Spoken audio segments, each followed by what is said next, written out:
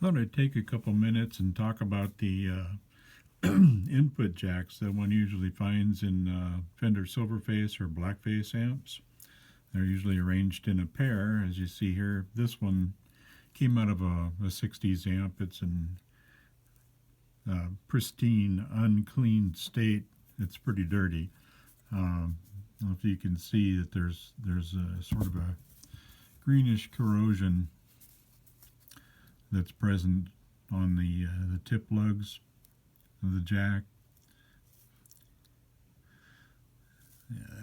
It's kind of got a greenish look to it. That's got to get off of there. And part of what I want to talk about is how I go about cleaning these and the tools that are used to do that. As you can see, that they're assembled as a pair by Fender. And if you ever lose track and you forget which one goes in which, it's always the jack that has the 1 meg resistor in there on it. That's the number 1 jack, and then the other one is the number 2. They're arranged so that if you use the number 2 jack, you get a 6 dB voltage attenuation on your input signal. It's sometimes useful if you've got a hotter guitar or what have you. Anyway, these are them, and they're very dirty, and we need to get them clean. Some of the areas that we need to do is we need to polish these tip areas where the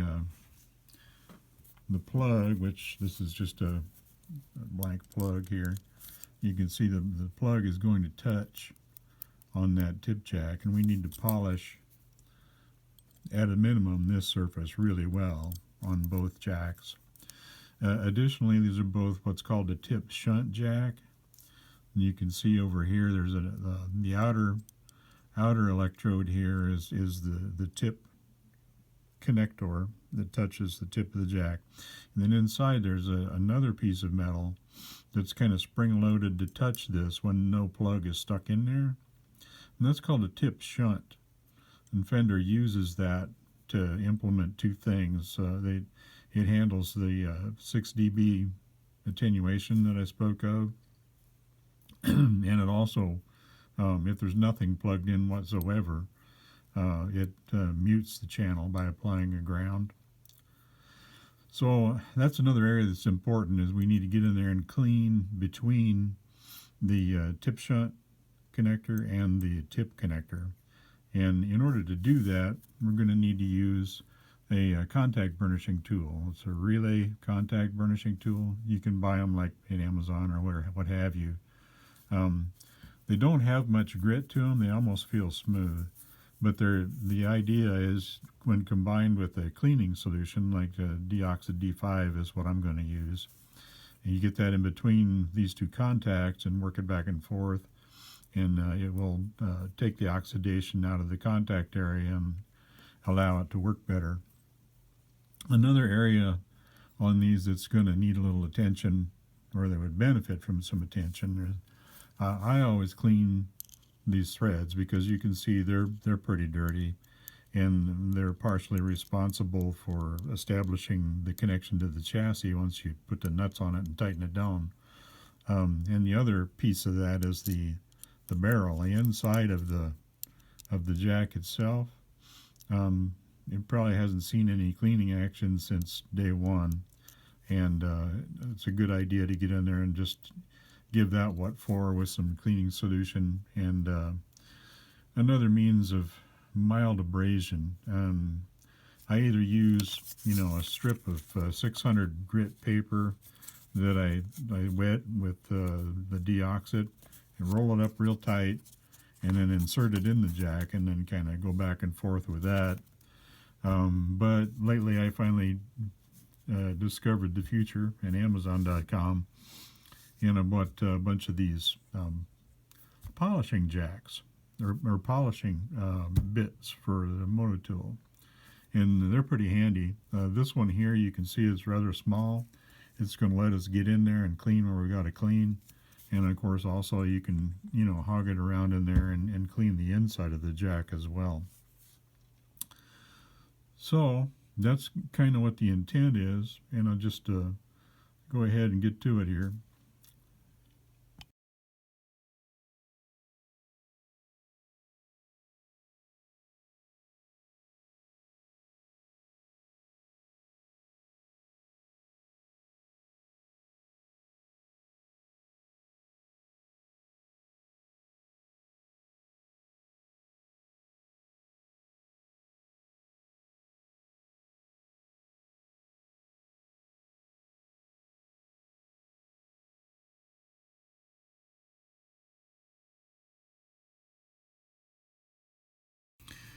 I've switched over to a little wire brush or wire brush wheel for the moto tool now to try and clean these threads just a little bit.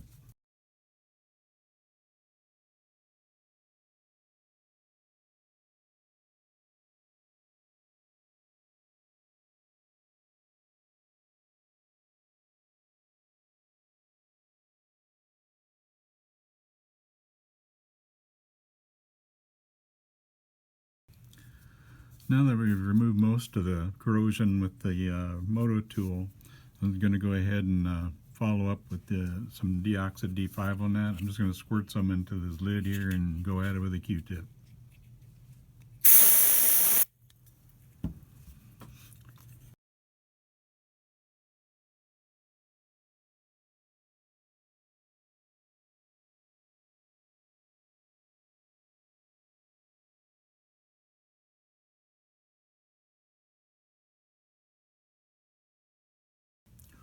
And the next thing that we want to do is to go ahead and clean those tip shunt contacts that we talked about earlier.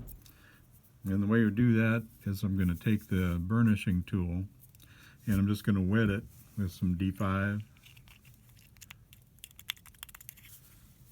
And using a plug to kind of spread the tip connection. You can see how that spreads out as I insert the plug into it. Slide the burnishing tool between those two so that it's held in there, and then release the tension with the plug and just give it some back and forth cleaning with the burnishing tool. And we clean the burnishing tool and reload it with some more sauce, and then come back and clean the other one. Probably cleaning the same one I already did. I lost track.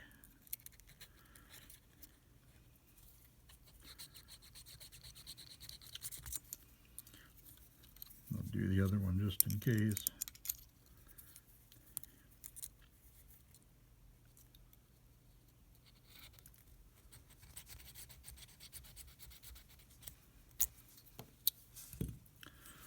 Okay, so it's pretty well cleaned up.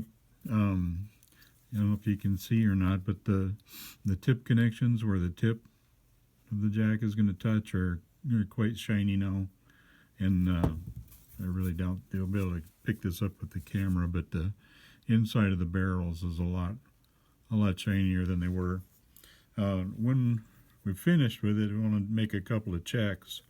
We want to use an ohm meter and get between hook the ohm meter between the tip and the tip shunt connection for each jack, and make sure that it's 0 ohms when there's no plug in, and when we stick a plug in, that it opens up.